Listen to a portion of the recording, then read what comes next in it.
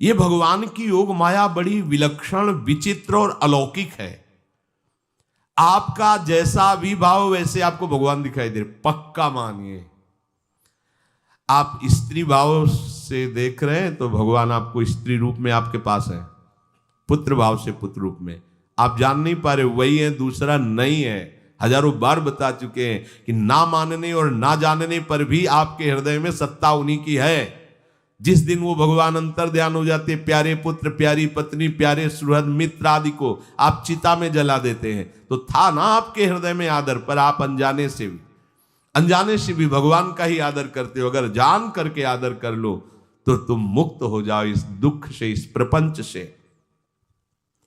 श्री भगवान कहते हैं कि मेरे अज अविनाशी स्वरूप को ये मूढ़ लोग नहीं जानते हैं, केवल वही जान सकता है जो मेरा आश्रय लेकर के मेरे को पुकारता रहता। भजन का मतलब तब पुकारना, भगवत चिंतन करना। वेदाहम शमतीतानि वर्तमानानि चार्जुन भविष्याणि च भूतानि माम तु वेद न कश्चन। हे अर्जुन, जो प्राणी भूतकाल में हो चुके हैं तथा जो वर्तमान में है और जो भविष्य में है, उन सब प्राणियों को मैं जान रहा हूं। जैसे आंवला ऐसे रख लो तो चारों तरफ से देख सकते हो, ऐसे भगवान अनंत ब्रह्मांडों को, जीवों को एक साथ देख रहे हैं। यही भगवान की भगवत्ता है, एक साथ देख रहे हैं। कोई भी जीव ऐसा नहीं है जिसको भगवान का दुलार नहीं मिल रहा हो, कहीं भी हो, अनंत ब्रह्मांड सबके लिए जो आवश्यक हो भेज रहे। कोई भूखा नहीं रह सकता। एक बार वीर शिवाजी समर्थ गुरु श्री रामदास स्वामी जी के पास गए और कहा कि स्वामी जी अकाल पड़ा हुआ है, तो हमने सारा का सारा खजाना खोल दिया और सबको पवाया। तो गुरु बड़े कृपा सिंधु थे, उन्होंने देखा कि इनके हृदय में एक गर्व का अंकुरण हो रहा है कि मैं भरण पोषण किया सबका अकाल में। तो उन्होंने कहा कि शिवू यह हथौड़ा उठाओ, चलो हमारे साथ। एक बड़ा पत्थर का, इसे तोड़ो। मारा, जेवी तोड़ा, हटाया तो नीचे मिट्टी में दबा हुआ स्वस्थ मेढक एक ऐसा, बिल्कुल। बोले इसको किसने दिया? देखो ना कितना स्वस्थ है, पुष्ट है, इसको कौन आहार दे रहा है, इसको कौन प्राण पोषण कर रहा है? बोले भगवान। तो बोले तुम कैसे दाता बन गए? संपत्ति तो सब भगवान की है, भगवान ही सबका, ये अहम मत करो कि तुम पोषण करते हो। नहीं, छोटी सी वृत्ति को भी गुरुदेव बर्दाश्त नहीं करते। जो गुरु शरणागत होता है वो उनकी बात समझता है, अन्यथा वो अपनी मनमानी वृत्ति को ही आदर देता है, गुरु की आज्ञा वृत्ति को नहीं देता। छोटा सा भी अभिमान का कण अपने जनों में गुरुदेव को बर्दाश्त नहीं होगा, क्योंकि यही भगवत प्राप्ति में बाधा बन जाएगा। कितने जीव चराचर जगत में, देखो हमारे भगवान की भगवत्ता, सबको देख रहे हैं, सबको व्यवस्था दे रहे हैं, सब कुछ देख रहे हैं। 3 प्रकार की लीला हो रही, कहीं पालन लीला, कहीं सृजन लीला, कहीं विनाश लीला, उन्हीं के द्वारा हो रही, वही देख रहे हैं, वही कर रहे हैं। अगर ये बात तुम्हारी समझ में आ जाए तो अभी भगवान की शरण हो जाओ, पर अहम के कारण ये बात समझ में नहीं आती। जो भूतकाल में हो चुके हैं, वर्तमान में हैं, जो भविष्य में होंगे, सबका प्रभु वर्तमान की तरह देख रहे हैं, दर्शन कर रहे हैं। परंतु मुझे मेरे भक्त के सिवा कोई नहीं जानता है। भक्त के सिवा कश्यन, कोई भक्त बिरला, वही केवल भगवान को भगवान सबको देख रहे हैं, भगवान की दृष्टि सब पे है। अगर ये बात आपकी समझ में आ जाए तो अभी आनंद आने लगेगा। मैं भगवान की दृष्टि में हूं, बस आज हमें सत्संग से बात मिली कि मैं भगवान की दृष्टि में हूं, मुझे वो देख रहे हैं, बढ़िया बन गया। अब आप पाप कैसे करोगे? क्योंकि भगवान की दृष्टि में भगवान आपको देख रहे हैं। डरो, किसी गवाही की जरूरत नहीं, वो देख रहे हैं। तो आप भय क्यों कर रहे हो? आपको भगवान देख रहे हैं, आपको डरना नहीं। फिर आप कामना क्यों कर रहे हो? भगवान आपको देख रहे हैं, जो चाहिए उस समय से दे देंगे, आप निश्चिंत रहिए। अगर आप अहम करोगे तो दुख भोगोगे, आश्रित रहोगे तो सब अपने आप निर्वाह हो जाएगा। एक आदमी ट्रेन के डिब्बे में बैठे ऐसे ऐसे दौड़ रहा था। एक ने पूछा भाई क्यों दौड़ रहे? बोले अमुक स्टेशन जाना है। तू बैठ जा, गाड़ी चल रही है, ट्रेन चल रही, तू बैठ जा। ऐसे ही त्रिगुणात्मिका माया की ट्रेन चल रही, पूरे विश्व का विश्वंबर भरण पोषण कर रहे हैं, तू तो बैठ जा भगवद आश्रय लेकर के, तू काहे को दौड़ा घूम रहा है? लेकिन ये अहंकार के कारण भटकता रहता है। भूत, वर्तमान और भविष्य काल, ये 3 विशेषण देकर भगवान कह रहे हैं कि मैं सबको देखता रहता हूं, जो हो गए, जो हैं, जो होंगे। भूत के प्राणी, भविष्य के प्राणी अथवा वर्तमान के प्राणी सभी भगवान की दृष्टि में वर्तमान की तरह ही है। ये भूत, भविष्य, वर्तमान काल केवल हम लोगों की दृष्टि में भेद है, भगवान की दृष्टि में नहीं। हो चुका, होगा, हो रहा है। भगवान की दृष्टि में सब हो रहा है, पीछे का भी, अब का भी, सब सामने चल रही सीन। हमारे हृदय में विश्वास हो जाए प्रभु हमें देख रहे हैं। अभी तो हमें ये नहीं पता कि हम भजन कर रहे हैं, भगवान पता नहीं जान रहे हैं कि नहीं जान रहे हैं। अभी भक्ति में रंग आ जाए, अगर ये बात समझ में आ जाए कि प्रभु देख रहे हैं हमें। देखो, जब हमारे गुरुजन बैठकर सुनते हैं और जब गाने को अवसर मिलता है तो ज्यादा उत्साह होता है कि बैठे सुन रहे हैं। ऐसे ही अगर हम मान लें कि हमारे प्रभु सुन रहे हैं, हम जो भजन कर रहे हैं हमारे प्रभु देख रहे हैं, जो सेवा कर रहे हैं भगवान हमारे स्वीकार करें, प्रियालाल स्वीकार कर, अभी भक्ति का रंग आ जाए, ये बात हमारे हृदय में बैठ जाए कि मैं हर समय प्रभु की दृष्टि में हूं, हर समय मैं अपने आराध्य देव की दृष्टि में हूं, कितना आनंद आएगा। अंदर से सोचो जरा, हर समय वो हमें देख रहे हैं और वो कह रहे हैं मैं देख रहा हूं। पीछे जो तुम किए वो देख रहे हैं वर्तमान की तरह, अभी जो वो तुम देख रहे हैं, आगे जो करोगे वो भी देख रहे हैं। वो पहले से उनको सब पता है, तुम ऐसे ऐसे चलोगे, ऐसे ऐसे कार्य करोगे। भगवान की दृष्टि में सब कुछ वर्तमान ही रहता है। संपूर्ण प्राणी काल के अंतर्गत है और प्रभु श्री हरि कालातीत है। देश, काल, वस्तु, व्यक्ति, घटना, परिस्थिति ये बदलते रहते हैं, पर प्रभु श्री हरि वैसे के वैसे ही रहते हैं। काल के अंतर्गत प्राणियों का ज्ञान एक सीमित है। अब इस दीवार के पीछे कौन खड़ा है, क्या कर रहा है पता नहीं, पर भगवान की दृष्टि में नहीं। भगवान की दृष्टि में सुमेरु पर्वत पर क्या हो रहा है, जहां किसी की दृष्टि, वहां भी उनको। ब्रह्मलोक में ब्रह्मा क्या कर रहे हैं, बैठे बैठे सब। इसलिए कितने महान ईश्वर हैं। एक छोटी सी भी चींटी को दाना मिला कि नहीं, उनको चिंता है। देखो, आप छोटे से 2-4 लोगों का भार लेकर के चिंतित हो रहे हो, अनंत ब्रह्मांडों के अनंत जीवों का भरण पोषण प्रभु हमारे कर रहे हैं और निश्चिंत हैं। अचिंत शक्तियां भगवान की, तो आप भी तो उनके बच्चे हो ना। ये सब कहने का मतलब है आप भी तो उन्हीं के अंश हो ना। 2-4 की चिंता में इतने तुम बावरे हो रहे हो, डिप्रेशन में पहुंच रहे हो, 2-4 कामनाओं के पीछे इतने। अनंत ब्रह्मांड तुम्हारा जो अंशी है, अनंत ब्रह्मांडों के अनंत जीवों का अनंत काल से भरण पोषण करता चला आ रहा है। कहीं भी किसी के साथ कुछ भी गलत नहीं हो सकता। जैसे कहते हैं कि क्या गलत हुआ, देखो ना अभी तो बच्चा था, ऐसा ऐसा हो गया, तो तुम्हारी दृष्टि में बच्चा है, पीछे तो बहुत पुराना है ना, जो कर्म करके आया उसका फल। कहीं भी गलत किसी के साथ नहीं होता, ध्यान रखना। जहां कुछ होता है, अभी हमने देखा मानो कि ये तो बहुत गंदा है, तो सीधे जा रहा था, ये आदमियों ने मिलकर इसे पीटा, अभी सीधा चल रहा, पीछा टेढ़ा चल के आया है, और जिनको पीटा है वही आके इसे पीट रहे हैं। अब हम वर्तमान को तो देख रहे हैं ना, पीछे की बात तो देख नहीं रहे ना, और भगवान पीछे की देख रहे हैं कि इसने पीछे बहुत ऐसा गलत किया, उसका हिसाब इसको मिल रहा है, इसलिए चुपचाप देखते रहते हैं। ध्यान रखना, इतना भी गलत नहीं हो सकता इस सृष्टि में। वो कैसे गलत नहीं हो रहा, अभी तो नवयुवक था, उसने कुछ ऐसा किया ही नहीं, अभी तो नई अवस्था थी, अभी तुम्हें दिखाई दे रहा है 15 वर्ष का है, लेकिन भगवान देख रहे हैं मेरा पुरातन अंश है, किस जन्म से क्या क्या करते चला आ रहा है। ये ज्ञान हो जाएगा तो किसी भी बात में आपको दुख नहीं पहुंचेगा, विक्षेप नहीं पहुंचेगा। नहीं, बड़े बड़े विक्षिप्त हो जाते। एक गौतमी नाम की महान तपस्विनी थी, महाभारत में कथा आती है, उसका एक ही पुत्र था और उसको सांप ने काट लिया। तो वहां की कुल भील उठा के लाए और कहा, देवी मां ये देखो सांप ने तुम्हारे बेटे को काट लिया।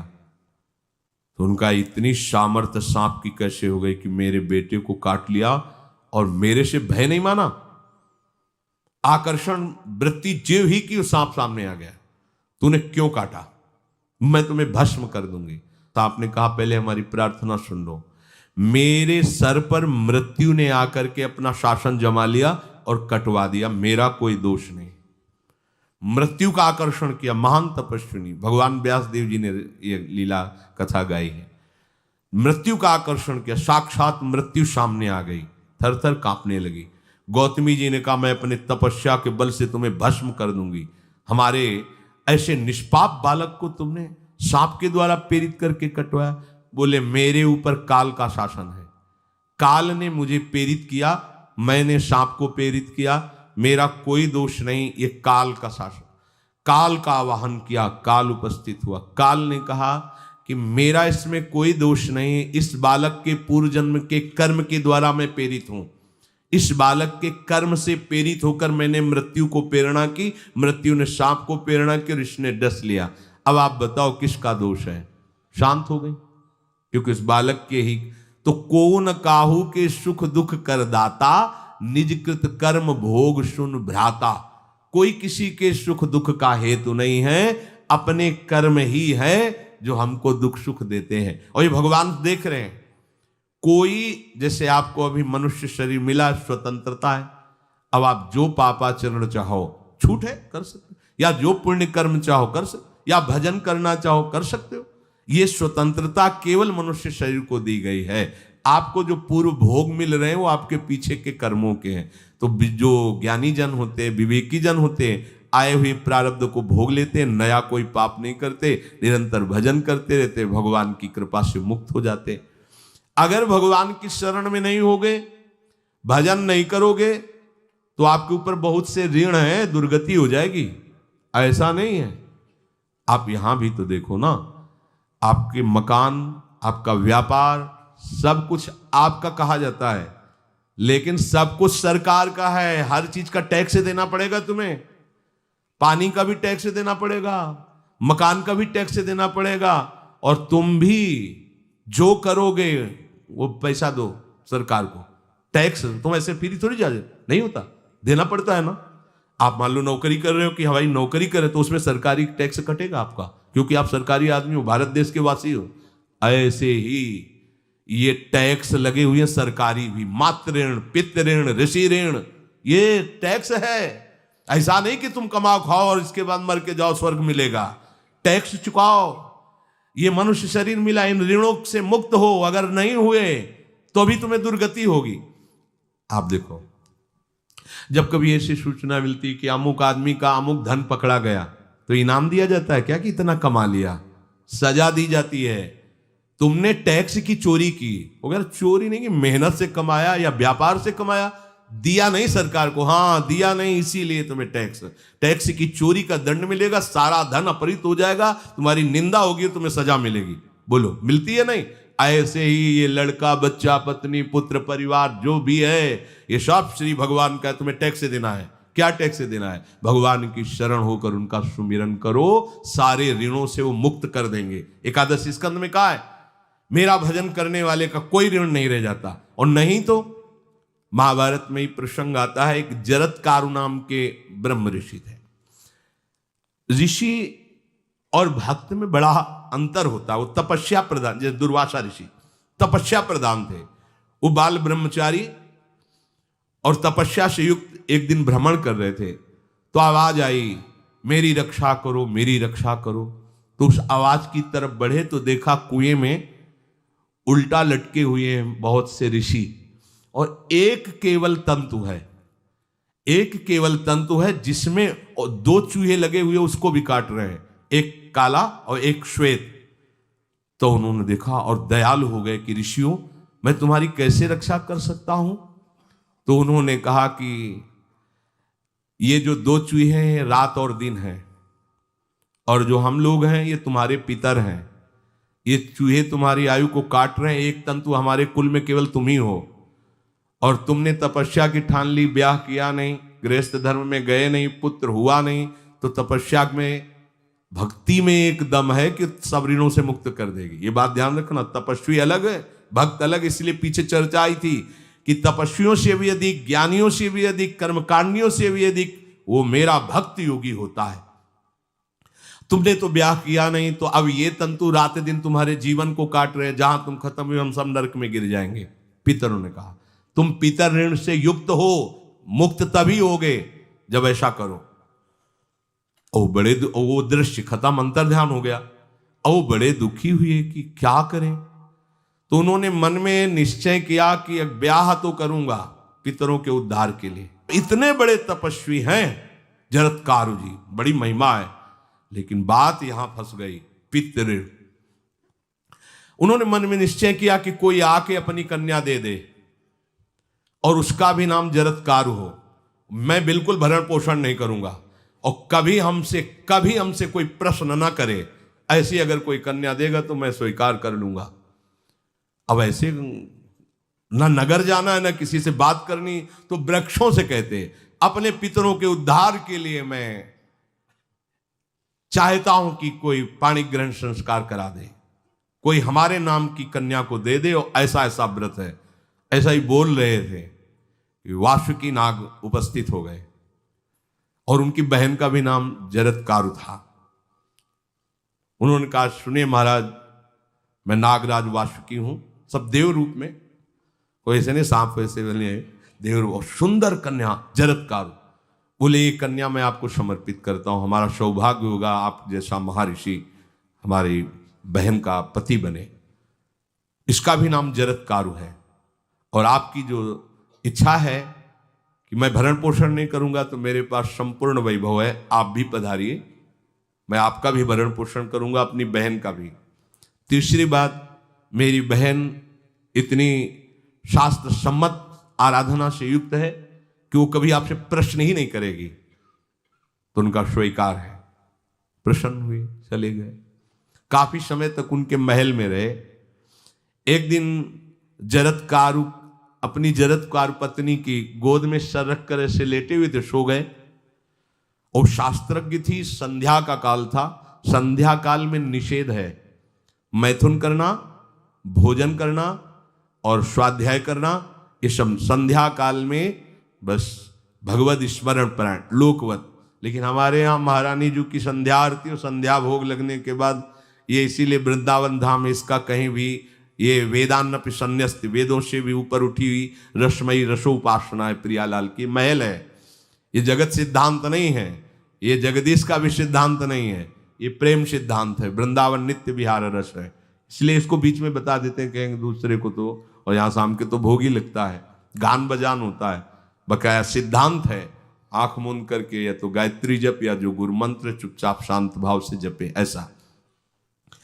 अब वो इस चिंता में थे कि मेरे पति का धर्म जा रहा है और मैंने आज तक कुछ बोला नहीं अपने पति से, अगर बोलती हूं तो हो सकता है ये नाराज हो जाए और छोड़कर चले जाए। अगर मुझे छोड़ देते हैं और इनका धर्म बचता है तो ये ठीक बात रहेगी। कितनी विवेकवान है। अगर ये सोते रह गए और सूर्य अस्ताचल को चले गए तो इनका धर्म लोप हो जाएगा, ये मैं होने नहीं दूंगी, अपने पति का धर्म लोप नहीं होने। और वो उस समय भी केवल एक लंगोटी लगा के रहते थे, अस्थिमात्र हो रहे शरीर। वहां भी ऐसा नहीं कि दूल्हा बन करके सज, नहीं, वैसे ही केवल पितरों की तृप्ति के लिए उन्होंने बात स्वीकार की थी। उन्होंने कहा महाराज उठिए, संध्या का समय है, शास्त्र निषेध करता है इस समय सोना नहीं चाहिए, नहीं आपके धर्म का लोप हो जाएगा। महाराज उठिए, सूर्य अस्ताचल को बस पहुंचने ही वाले हैं, उठिए। उठे एकदम लाल आंख करते हुए, तुमने हमें टोका कैसे, तुमने हमसे प्रश्न कैसे कर दिया, मैं अभी तुम्हारा त्याग करता हूं। बोले स्वीकार है, आपके धर्म का लोप ना हो। कहीं सूर्य अस्ताचल को चले गए, आपने अर्घ नहीं दिया तो जीवन भर की आपकी उपासना में कलंक लग जाएगा कि आपने संध्या काल में शयन करते हुए सूर्य आराधना नहीं की, आपके धर्म का लोप हो जाए। बड़ा सूक्ष्म धर्म का विषय। तो उनका सूर्य की ताकत कैसे कि मैं सोता रहूं और वो अस्ताचल को चले जाए, ये ऐसे महात्मा थे। कहा सूर्य की ताकत कैसे, भगवान व्यास देव जी ने लिखा है, किसी कहानी की बात नहीं। सूर्य की सामर्थ्य कैसे है कि मैं अर्घ ना दूं और वो अस्ताचल को चले जाएं, सूर्य तब तक रुके रहते जब तक मैं सोता रहता, पर तुमने टोक दिया, अब मैं चला। जब चली तो उन्होंने कहा हमारे गृहस्थ धर्म का जो फल होता है, आपके पाणी ग्रहण स्वीकार का जो फल होता है उसको बिना दिए आप कैसे चले जा रहे हैं? तो उनका आस्ति वो है, चले गए। उसी से आस्तिक मुनि का प्रादुर्भाव हुआ और उन्होंने आगे बड़ा चरित्र है उनका, आस्ति, तो उसी से नाम रखा आस्तिक। आस्तिक उन्होंने जन्मेजय की यज्ञ को बंद किया। आप सोचो, एक पितर की तृप्ति के लिए उनको ये सब करना पड़ा। और श्री हरिशरणम और निरंतर भजन, तो मातृण, पितृण, देवऋण, ऋषि ऋण, सब ऋणों से उपासक मुक्त होकर के परम धाम को जाता है, एकमात्र भगवदास है। पर ये मूढ़ जन इस बात को नहीं जान पाते हैं। बिना कारण कृपा करने वाले प्रभु जीव को मनुष्य शरीर देते हैं। ये मनुष्य शरीर अंतिम शरीर है, अगर इसमें नहीं बना तो फिर चले जाओगे 84 लाख योनियों के चक्र में। इसी शरीर में अनंत जन्मों के संचित कर्म समुदाय का नाश करके भगवत प्राप्ति होती है या मोक्ष पद मिलता है। कौन सा प्राणी किस गति को जाएगा भगवान देखते हैं पर संकल्प नहीं करते, ध्यान रखना, क्योंकि आगे की भी देख रहे हैं, वो देख रहे हैं जो तुम कर रहे हो वैसे गति बनती चली जाएगी। भगवान संकल्प नहीं करते। भगवान तो एक बार संकल्प कर दिया, एको हम बहुश्यामा, उसी में बहुत रूपों में प्रकट हो गए। अब तुम्हें संकल्प करना है कि इस जन्म में मुझे भगवत प्राप्ति करनी है। जो संत शास्त्र सदगुरुदेव कह रहे हैं ऐसा करो ऐसा ना करो, यदि आप इस भावना को स्वीकार करके आराधना करेंगे तो निश्चित निश्चित भगवत प्राप्ति इसी जन्म में हो जाएगी। प्रभु केवल तुम्हें निमित्त बनाना चाहते हैं, कल्याण तो वही करेंगे। जैसे अर्जुन से कह रहे हैं भीष्म आदि द्रोण आदि मेरे द्वारा मारे जा चुके हैं, तुम केवल निमित्त मात्र भव सव्यसाचिन। ऐसे ही अय उपासक तू केवल निमित्त बन जा, जो शास्त्र सदगुरुदेव आज्ञा करते हैं वैसे ही तू चल दे अपने मन को मार के, केवल तू निमित्त बन जा। कल्याण या भगवत प्राप्ति या मोक्ष वो तो भगवत कृपा से होगी। पूरी उद्धार की सामग्री तेरे अंदर जागृत कर देंगे प्रभु, केवल तू निमित्त बन जा, मेरी कृपा तेरी सारी बात बना देगी। विश्वास करो, इस बात पर विश्वास करो। भगवान कह रहे हैं तुम निमित्त बन जाओ, जो आदेश कर रहे हैं वैसा पालन करो, काम तो सब मेरी कृपा कर देगी। जो ऐसे मनुष्य शरीर ऐसी कृपा प्राप्त होने पर भी भगवत प्राप्ति नहीं कर पाता, तो मयानुकूलेन नभस्वतेरितम पुमान भवाब्धिम न तरेत सा आत्मा। ऐसी मेरी कृपा का सहारा मिलने पर यदि वो भगवत प्राप्ति नहीं कर पाता तो बोले आत्महा है, वो आत्महत्यारा है, वो दुर्गति को प्राप्त होता है। मनुष्य के लिए खास बात है कि प्रभु ने कृपा करके तुम्हें जो सामर्थ्य दी है, जो समझ दी है, जो सामग्री दी है, उसका दुरुपयोग मत करो। केवल भगवत प्राप्ति के लिए चलो, केवल भगवत प्राप्ति के लिए। ये सबकी समझ में नहीं आएगा, बिल्कुल बात समझ ले। केवल भगवत प्राप्ति के, ये जो कहते हैं कि और हमारे धर्म कर, ये सब फसाव है। आप गृहस्थ बने रहो, आप व्यापारी बने रहो, पर आप लक्ष्य रखो कि मुझे इस जन्म में भगवत प्राप्ति करनी है। आपका लक्ष्य दृढ़ होगा तो नाम जप चलता रहेगा, संसार का कोई विकार आपको परास्त नहीं करेगा। अगर आपने ऐसा अटल निश्चय कर लिया तो तुम्हें जो भगवत सामर्थ्य मिली उसका तुम दुरुपयोग नहीं करोगे। देख लो, अपने लोग बहुत बड़ी गलती करते हैं, जो आध्यात्मिक ऊर्जा शक्ति उसको विषयों में दुरुपयोग करके नष्ट कर रहे हैं। कहते हैं अब हमारा मन नहीं लगता, अब हमारा बड़ा शांति है, घबराहट है। क्यों शांति है, क्यों घबराहट है? जब तक तुम धर्म विरुद्ध नहीं करोगे तो अशांति नहीं हो सकती, भय नहीं लग सकता, विषाद नहीं हो सकता, क्लेश नहीं हो सकता। लिख लो ये बात, किसी को भी कभी भी भय महसूस हो रहा है, अशांति महसूस हो रही, घबराहट महसूस हो रही, आप भगवत प्रदत्त शक्ति का दुरुपयोग कर रहे हैं, समय का दुरुपयोग कर रहे हैं, सामग्री का दुरुपयोग कर रहे हैं, अर्थात कोई न कोई अधर्म आचरण कर रहे हैं। अब भी आपको उपाय बता देते हैं। यदि तुम्हारा मन जलन पैदा कर रहा है तो भगवान से हाथ जोड़ कर कहो कि हे नाथ, मेरे से अब तक जो गलतियां हुई हैं उन्हें क्षमा कर दो। आगे मैं गलती नहीं करूंगा, आपके बल से, आपके बल से। ये भी ध्यान रखो, आपके बल से, अपने बल से नहीं, आपके बल से। हे नाथ ऐसा मुझे बल दो जिससे कभी मैं आपके और गुरुदेव के विपरीत न चलूं। अगर कोई हमसे गलती हो जाए तो मुझे तत्काल दंड दे देना, क्षमा मत करना। आगे ये बहुत बढ़िया बात है।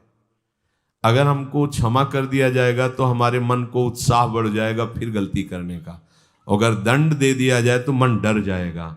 इसीलिए प्रार्थना में ये भी कहना चाहिए, पर हिम्मत नहीं पड़ेगी क्योंकि मन को बहुत दुलार करते हैं ना, कि प्रभु मेरे से जो गलती उसे मुझे दंड दे दो, मैं क्षमा नहीं चाहता।